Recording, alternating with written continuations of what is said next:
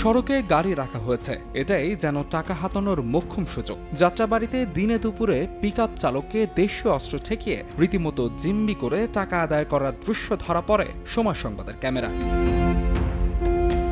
দক্ষিণ সিটি কর্পোরেশনের নথি বলছে, যাত্রাবাড়ি থানা থেকে শনির আক্তার ক্যাবেক সিএনজি পাম্প পর্যন্ত 180টি গাড়ি পার্ক করা যাবে। সিটি কর্পোরেশন এই এলাকায় বরাবরই ইজারা দিয়ে থাকে, কিন্তু মাঠের চিত্র ভিন্ন। 5 আগস্টের পর নতুন করে ইজারা পায়নি কেউই, যদিও টাকা তোলা হচ্ছে প্রতিদিনই।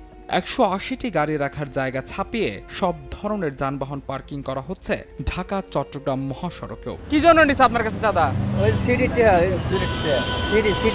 দক্ষিণ সিটি কর্পোরেশনের নামে টাকা তুলছে পদ্ম ট্রেডিং কোম্পানি, তবে রশিদে কোথাও পদ্ম ট্রেডিং কোম্পানির ঠিকানা বা মোবাইল নম্বর নেই। লোড আনলোড 150 টাকা নেয় এরা, আর যদি কেউ কইব তার প্রতিবাদ করতে যায়, পরের দিন এই যে আপনি মিডিয়া আপনি দিয়েছেন, পরশু দিন আমার দেখতে লয়ে যাব লোক। সবচেয়ে বেশি চাঁদাবাজি হয় সকাল টাইমে ওই যে আপনার রিক্সা ভ্যান মাল নিয়ে গেলেই, মানে মাল থাকলেই আপনারা স্লিপ একটা ধরাই দিয়ে টাকা নেয়। প্রতিনিয়ত এই চাঁদার জন্য আমরা অতিষ্ঠ। এই ভাই না সেই ভাই, ওই ভাই না ওই ভাই। থানায় যোগাযোগ করলাম, থানায় বলছে যে আপনি স্লিপ 2টা দিয়ে যান। আমি থানায় ডিউটি অফিসারের কাছে মানে লিখিত দিয়ে আসছি, আর ওই স্লিপ 2টা দিয়ে আসছি তাদের। প্রশাসন যদি একটু উদ্যোগ নেয় তাহলে কিন্তু এই চাঁদাবাজ ধরা কোনো ব্যাপারই না।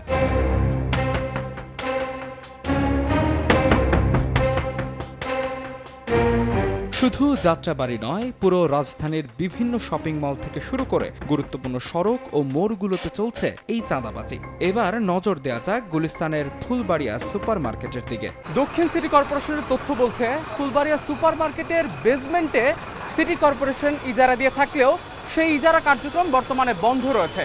কিন্তু সেই বেসমেন্ট ছাপিয়ে মূল সড়কে, অর্থাৎ সিটি কর্পোরেশনের পেছনের সড়কেও এই পার্কিং চলে এসেছে, আর যার কারণে পুরো সড়কটি চলাচলের অনুপযোগী হয়ে পড়েছে। আর এই সবই হচ্ছে কর্তৃপক্ষের নাকের ডগায়। কত টাকা দেওয়া লাগে? জিপি কত? 400 টাকা পার ডে। মাস চুক্তিতে। অবশ্য এই চাঁদা তোলাকে বৈধতা দিতে চান ফুলবাড়িয়ার পরিবহন নেতারা। লাইনম্যান না থাকে তাহলে গাড়িটা ব্লক হয়ে যাবে, রাস্তাটা ব্লক হয়ে যাবে।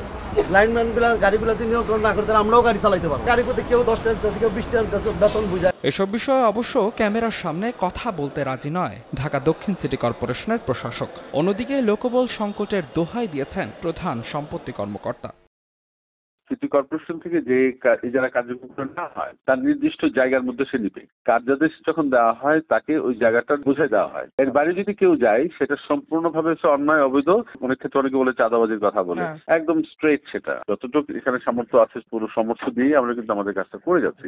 সাধারণত দক্ষিণ সিটি কর্পোরেশন রাজধানীর 26টি স্পটে পার্কিং এর জন্য ইজারা দেয়, তবে 5 আগস্টের পর এখন পর্যন্ত মাত্র 10টি স্পটে ইজারা কার্যক্রম চলছে, যদিও চাঁদা তোলা হচ্ছে অন্তত শতাধিক স্পট থেকে।